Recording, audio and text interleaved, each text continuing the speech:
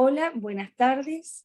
Hoy vamos a hablar sobre el impuesto sobre los ingresos brutos, que es un gravamen provincial que están en la jurisdicción, que es un impuesto que recaudan, que fiscalizan y controlan las jurisdicciones provinciales. Es importante aclarar que el marco normativo regulatorio es el Código Fiscal de la provincia correspondiente.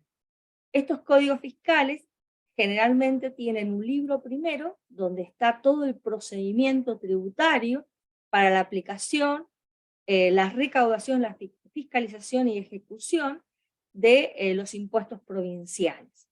Y en el libro segundo están los gravámenes en particular. Uno de los gravámenes provinciales es el impuesto sobre los ingresos brutos.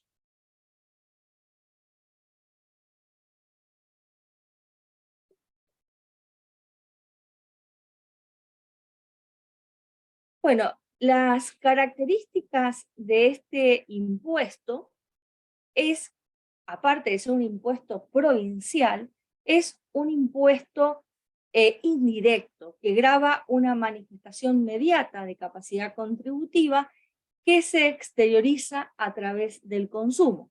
O sea que indirectamente va a gravar la renta y el patrimonio, pero no en forma directa. También es importante aclarar que en los impuestos indirectos el contribuyente o sujeto pasivo del impuesto es distinto al sujeto incidido por el gravamen. Es decir, que el sujeto incidido es el consumidor final, en definitiva, y el sujeto pasivo del impuesto o contribuyente es el sujeto percutido por el gravamen. Generalmente es el comerciante, el habitualista, el que realiza actividades a título oneroso. Es general porque abarca grandes volúmenes de transacciones con bienes y servicios, son impuestos de objeto amplio. Y es plurifásico acumulativo, y esto hace que el impuesto sobre los ingresos brutos sea un impuesto distorsivo, porque el impuesto forma parte de la base imponible en la etapa siguiente del proceso productivo y tributivo. Esto produce un efecto que es indeseado en las finanzas públicas, que es el efecto piramidación o en cascada. Y otra de las características que tiene el impuesto, que es un impuesto real u objetivo, es decir, que no tiene en cuenta las características personales del sujeto, como otros gravámenes que hemos estudiado a nivel nacional, por ejemplo, el impuesto a las ganancias. Con respecto al objeto del impuesto, lo que grava es el ejercicio habitual y a título oneroso en una jurisdicción provincial. ¿De qué? Del comercio, de la industria, la profesión, oficio, negocio, locaciones de bienes, obras, servicios o cualquier otra actividad que sea a título oneroso. Pero lo más importante, relevante, son dos palabras: ejercicio habitual, título oneroso, y también que es en la jurisdicción provincial correspondiente. Cuando hablamos de título oneroso, puede ser lucrativo o no. Es decir, que puede ser que yo venda a 100, pero lo compré a 200.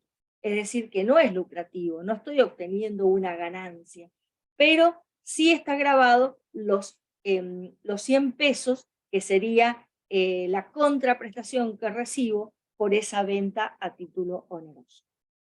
También es importante establecer el código que cualquiera sea la naturaleza del sujeto que realice estas actividades. Incluye a las cooperativas, por ejemplo, de zonas portuarias, de espacios ferroviarios, de aeródromos, de aeropuertos y terminales de transporte, edificios y lugares de dominio público o privado, y todo otro de similar naturaleza. Algo muy importante que se incorporó en los códigos fiscales de las jurisdicciones provinciales es la comercialización de bienes o servicios a través de medios o tecnología. Esto tiene que ver con lo que es el comercio electrónico dentro de lo que es la economía digital, que hace que todas estas transacciones que se realizan en forma remota pasen a estar en el ámbito de aplicación del gravamen. Respecto a este tema, hay una aclaración que van a estar grabadas cuando el domicilio del adquirente se ubique en la provincia. También se considera domicilio del adquirente el lugar de entrega de la cosa o prestación del servicio. También habla del comercio electrónico de servicios digitales, que están prestados por sujetos que están radicados, residentes o constituidos en el exterior, o sea, en otra jurisdicción provincial, a consumidores, empresas que están domiciliadas, radicadas o constituidas en la provincia. Acá se incluye el servicio de suscripción online para el acceso a cualquier tipo de entretenimiento, como son videos, música, transmisiones audiovisuales, juegos, etc. Y también la intermediación en la prestación de todo tipo de servicio digital a través de plataformas digitales, como es el caso de hoteles turísticos, la intermediación financiera, etc.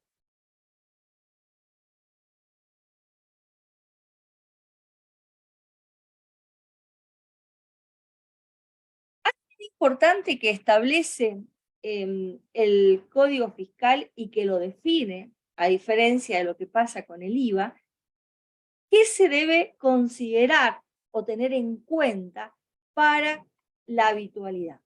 Acá establece 3 parámetros. Uno de ellos es la índole de las actividades, todo el tema de las índoles de las actividades. Acá depende de la característica de esa actividad. Eso hace que sea habitual o no. El objeto de una empresa, objeto social, de una profesión, de una locación o de una prestación de servicio. Y otro de los temas que tiene en cuenta el código es usos y costumbres de la vida económica. Hay casos especiales donde las operaciones están grabadas, si se realizan dentro de la provincia a título oneroso, aunque se realicen en forma esporádica y no se realicen en forma habitual. O sea que estas actividades que vamos a nombrar a continuación, ya sea que se realicen en forma habitual o esporádica, van a estar grabadas por el impuesto. Entre ellas se encuentra la mera compra de productos agropecuarios, forestales, frutos del país, minerales, para industrializarlos o venderlos fuera de la jurisdicción. El código también define qué es un fruto del país, a todos los bienes que sean el resultado de la producción nacional perteneciente a los reinos vegetal, animal o mineral obtenidos por la acción de naturaleza, trabajo, capital y mientras se conservan en su estado natural, aún en el caso de haberlos sometidos a un proceso o tratamiento. Es decir, que no haya sido industrializado. Pueden haber estado sometidos a algún proceso, pero puede ser de conservación o de transporte, pero no un proceso que los transforma en un subproducto, o sea, que no hayan sido industrializados. También el fraccionamiento y la venta de inmuebles, loteos, la compra, venta y locación de inmuebles, las explotaciones agrícolas, pecuarias, mineras, forestales e hitícolas, la comercialización de productos o mercaderías que entren a la jurisdicción por cualquier medio, la intermediación que se ejerza percibiendo comisiones, bonificaciones, porcentajes u otras retribuciones análogas, las operaciones de préstamo de dinero con o sin garantía. Es decir, que si yo realizo un préstamo en dinero y cobro interés, aunque sea una sola vez, eso va a estar grabado, porque entra dentro de las actividades que no necesitan de la habitualidad. También los puestos de ventas en las ferias.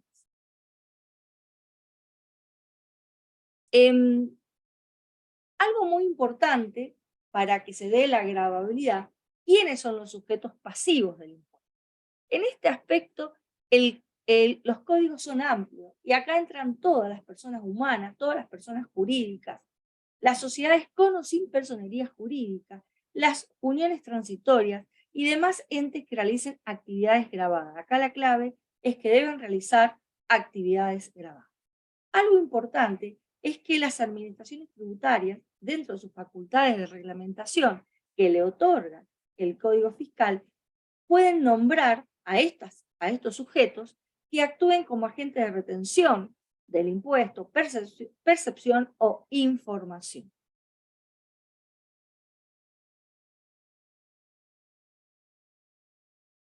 Con respecto a la base imponible, acá la base imponible está constituida por los ingresos brutos de vengados. Ingresos brutos de vengado. Acá esto es importante aclarar que también incluye a los anticipos o pagos a cuenta del precio total de las operaciones realizadas durante el periodo fiscal. El periodo fiscal en impuestos sobre los ingresos brutos es el año calendario. Es decir, que no solamente son los ingresos brutos devengados, sino también los percibidos a través de anticipos o pagos a cuenta del precio total. Cuando hablamos de ingresos brutos, es el valor total en valores monetarios, en especie o en servicios, devengados en concepto de venta de bienes, de retribuciones y remuneraciones obtenidas por los servicios, por la actividad ejercida, o también intereses obtenidos por préstamos de dinero o plazos de financiación. En general, serían todos los ingresos brutos devengados o percibidos por operaciones grabadas por el impuesto. Hay conceptos que no integran la base imponible. O sea, hay que no considerarlos dentro de la base imponible. No están grabados por el impuesto. Los códigos fiscales establecen estos conceptos, por ejemplo, todos los impuestos que recaen sobre esa operación grabada. Por ejemplo, impuestos internos, el impuesto al valor agregado débito fiscal, el impuesto a los combustibles líquidos y gas natural o dióxido de carbono, impuestos para los fondos nacionales de autopista y tecnológico del tabaco e impuesto a la cinematografía. Algo importante que aclara el Código Fiscal, que esta deducción o estos conceptos no van a integrar la base imponible por aquellos contribuyentes que sean sujetos pasivos del gravamen, es decir, contribuyentes de derecho de estos gravamen. O sea que tienen que estar inscriptos y los montos tienen que ser coincidentes con aquello que han declarado e ingresado por estos impuestos. Los reintegros de capital, en caso de depósitos, préstamos y toda otra operación de tipo financiera, los intereses van a estar grabados, pero el reintegro de capital no está grabado. Los reintegros que perciban los comisionistas y consignatarios correspondientes a gastos efectuados por cuenta de terceros, los subsidios y subvenciones del Estado Nacional, Provincial o Municipal, los ingresos provenientes de la venta de bienes de uso, y esto es muy importante porque hace que se diferencie con el IVA. Acuérdense que en el IVA la venta de bienes de uso sí se encuentra grabada, en cambio en el impuesto sobre los ingresos brutos, esos ingresos no formarían parte de la base imponible, los ingresos de la venta de un bien de uso. También en el caso de cooperativas de producción de bienes y servicios, no integran la base imponible los ingresos que obtengan los asociados por cualquier concepto, en tanto la cooperativa haya tributado el gravamen por esos conceptos. En los casos de las cooperativas de provisión, no integran la base imponible para el asociado los importes equivalentes a las compras efectuadas a la misma de productos directamente vinculados con la actividad gravada del socio y por las cuales la sociedad también haya pagado el impuesto. En el caso de cooperativas, no integra la base imponible los importes provenientes de operaciones realizadas con cooperativas de grado superior, radicadas en la provincia de Mendoza, en tanto éstas hayan pagado el impuesto por esta operación. También las cooperativas de provisión de servicios públicos, excluido transporte y comunicaciones, no integran la base imponible los importes abonados a otras entidades prestatarias de servicios públicos. y los ingresos que se encuentren debidamente acreditados por las cooperativas de trabajo provenientes de planes y programas previstos en la resolución 3026 del 2006 del Instituto Nacional de Asociativismo y Economía Social, INAES.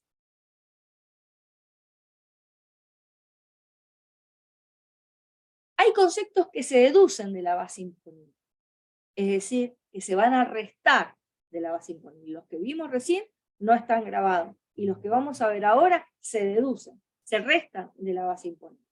Como por ejemplo, las sumas correspondientes a devoluciones, bonificaciones, descuentos, efectivamente acordados por épocas de pago, volumen de venta u otros conceptos similares que resulten admitidos por los usos y costumbres. Los deudores incobrables, los créditos incobrables producidos en el transcurso del periodo fiscal, siempre que se hayan computado como ingreso grabado en cualquier otro periodo fiscal. Acá hay otra diferencia importante con el IVA. En el IVA no se pueden restar los créditos incobrables. En cambio, el ingreso bruto sí se pueden restar, siempre que se dé un índice de incobrabilidad, como por ejemplo la cesación de pago real o manifiesta del deudor, la quiebra, el concurso, la desaparición, la prescripción, la iniciación de un cobro compulsivo. ¿Qué pasa si después recupero este incobrable, total o parcialmente? En este caso, cuando lo recupere, se va a considerar ingreso grabado en el periodo en que tal hecho ocurre. Y por último, también se pueden deducir el importe correspondiente a envases y mercaderías devueltas por el comprador. Algo importante a tener en cuenta que el Código Fiscal siempre establece bases imponibles especiales. En toda la descripción de esas bases imponibles especiales según las actividades económicas se encuentran definidas y descritas en los códigos fiscales respectivos.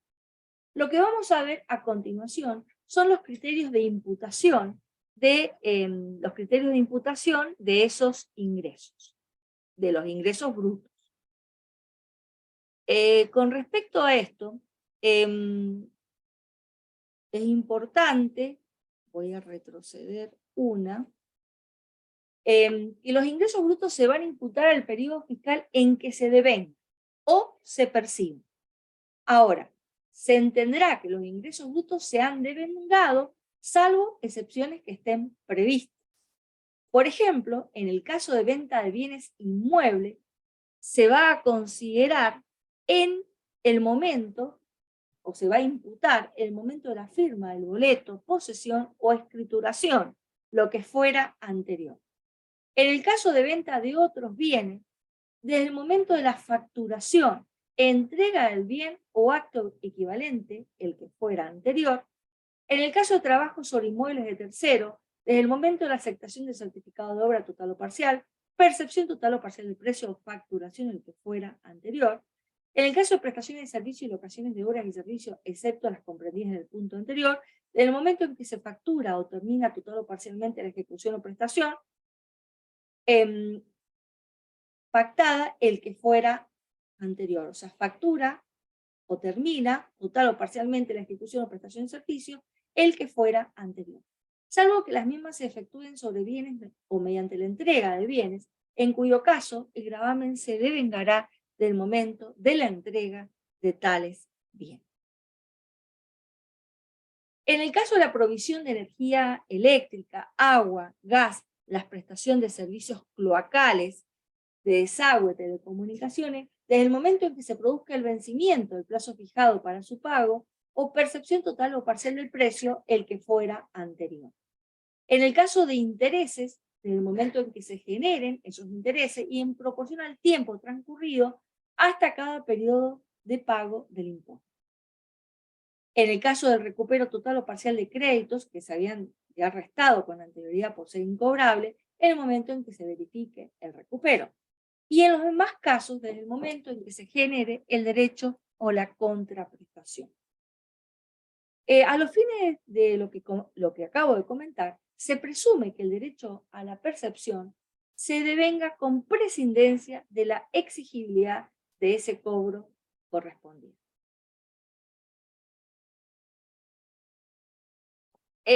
las exenciones en el impuesto sobre los ingresos brutos. Con respecto a esto, ustedes saben que las exenciones son hechos que están, o situaciones que están gravadas por el impuesto, pero el legislador estableció una norma exentiva, una liberalidad,